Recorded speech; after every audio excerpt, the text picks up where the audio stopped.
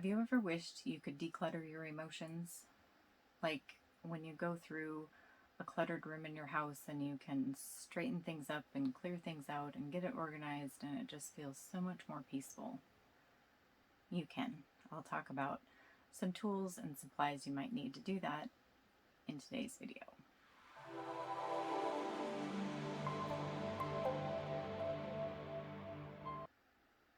Welcome to my channel. If we haven't met, I'm Makove, the Mom Mentor, and I'm here to bring hope to your life, mothering, and relationships. Decluttering emotions. This is an idea I had as I was listening to videos about decluttering my home, and I just thought, oh, well, just like there are simple tools to use when we're decluttering our house, there's some tools that we can use to declutter our emotions too. So if you're going to go through and declutter your house, the simplest things, you need a trash bag, a donate box, and sometimes people have like another basket for things that just, they belong in your house, but they don't belong where they are in your house. So there's just some simple tools, and then there's some simple questions of, do I need this? Do I use this? Do I like this? And those kinds of questions to help you decide what to do with the things that you pick up as you go through your space trying to declutter it. So our emotional space is the same. We can have and learn some basic tools and some basic questions to help us figure out what to do with our emotions when they're overwhelming us or confusing us. So the tools that you need to declutter your emotions are, first of all, prayer, because we need wisdom outside ourselves to know what to do with our emotions and make wise decisions. We need a vocabulary. You have to be able to identify what the emotions are. So you need a vocabulary for your emotions to help you sort through them. And you also need permission. You need to give yourself permission to feel what you feel. Maybe you don't struggle with that, but so many women I talk to do. Either from their family of origin or from their church, got the idea that it was only okay to feel certain things, like happy and joy. And they might saw people act angry, but that definitely wasn't okay. So give yourself permission to feel what you feel, because emotions are involuntary. Like blinking when something comes at your face, it's an involuntary thing. A feeling that you feel is involuntary. What you choose to do with it, you're 100% responsible for. But don't beat yourself up for feeling something because you didn't have any control over what feeling came. Hope that makes sense. And you need awareness to pay attention, to choose. Like, I have permission to feel, and now I'm going to start paying attention to what I'm feeling and to what makes me feel that way. The things that I like, the things that I don't like, the things that are fun, the things that are hard. I'm going to start being aware of that and start paying attention. And you need some space. It's a new thing, and you want to feel those emotions, which if you're used to pushing them away, they can feel really scary and really like you don't want them too close.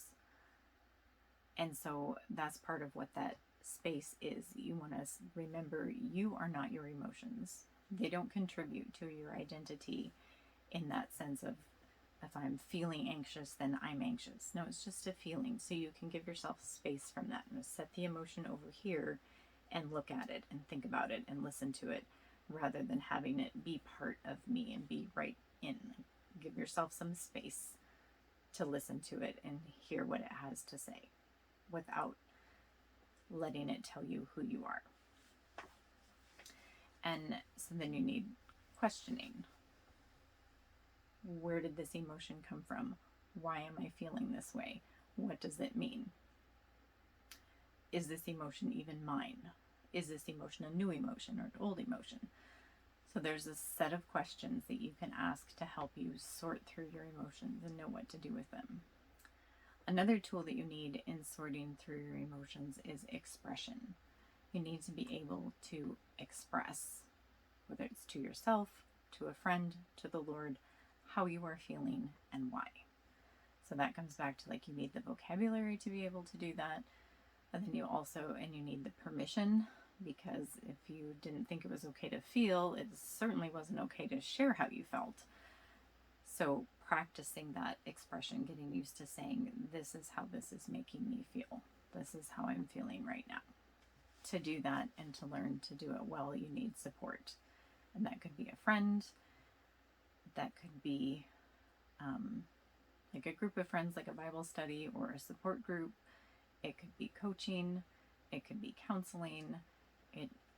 What's going to be best for you really depends on what you're dealing with and how familiar you are with emotions, or how foreign they are to you, how intimidating they are. Kind of determines what level of support you need as you start digging into them and trying to get familiar with them. And as I think about like decluttering your house, there's kind of different methods, and like attack one drawer at a time, or pick the spot that irritates you the most and work on that, or go through and clear out a bunch of trash, or pile everything in a pile and only pull out what you want. Like there's all these different ways you can go about it. And so I thought with our emotions, we can kind of do the same thing. We've got those trouble spots. Maybe it's an emotion that just kind of lingers and we don't really know why, but we'd like it to go away. Maybe it's feeling rejected, feeling disappointed, feeling frustrated, feeling hurt. And like we feel like we've done what we needed to do, but it's still there. Is that trouble spot. So that might be a place that would be good to get support and have somebody help you. Or maybe just revisiting, like, what are those tools? What are the questions I need to ask around this emotion to be able to clear out this trouble spot of where it came from, or what it's trying to tell you. And I'll link to a video called Mending the Gap that talks about a process you can use for those trouble spots, and just a whole process of prayer and questions that you can use for those trouble spots. Another method would be taking just one drawer or one little section. And so maybe looking at your life and asking the Lord to highlight what's something you want to work on. What's an emotion maybe that I've been ignoring that you want to highlight to me? Or even what's an emotion you want to teach me? Maybe he wants to teach you peace. Maybe he wants to teach you joy. And practice focusing on that and thinking about, well, what does bring me joy, and what does that feel like, and how do I accept that? How do I let that in? Or you could highlight something else like frustration, and okay, how do I let that go? How do I find the message that it has and then let it move on? Hot spots is another of where stuff just tends to collect. And so maybe it's one of those things of like, oh, I thought I've dealt with this before, but here it is again. And that can particularly be like where your kids push your buttons, like being lied to, or feeling like they're trying to manipulate or control in some way, were big hot buttons for me. And looking at, why is that? Because I'm overreacting. I'm not looking at it as just this current situation, like it's bigger because it's tied to other things. And so emotionally, I think that's what the hot spots are. There's already a level built up, and so something new hits it and it feels way bigger than it actually is, because there's past stuff there. Kind of an undercurrent that's always going, and it just gets tapped into sometimes. But you can go back and deal with that undercurrent and reduce it and eventually be done with it. And then think of the hall closet, or maybe even the attic, or something where stuff just gets put that, like, I don't know what to do with that. I don't want to deal with it. We just put it in there. And that might be a space that'd be good to have support to come, like even in your own house, you might be like, oh, that space is too overwhelming. But having a friend to have to explain things to, or to help make decisions or whatever, just brings a whole new light to things. And so going through, like, okay, I know I've got these things that I've just not been dealing with, and I've just been hoping they would get better with time, because the world will tell us that time heals all wounds. It doesn't. not just time all by itself, but time and effort. So digging into those things that you've been pushing aside, and I'm just not going to deal with that. And if you're at a place where you still don't feel emotions, like that might still be just stuff it in there, stuff it in there, stuff it in there. But that's not how God designed you to live. He sent those emotions with messages. And if they will stay until you hear those messages and take some appropriate, healthy action for those emotions. So hope those ideas are helpful. And I did another video about like sorting through emotions and figuring out what to do with them once you've identified them. So I'll link to that too.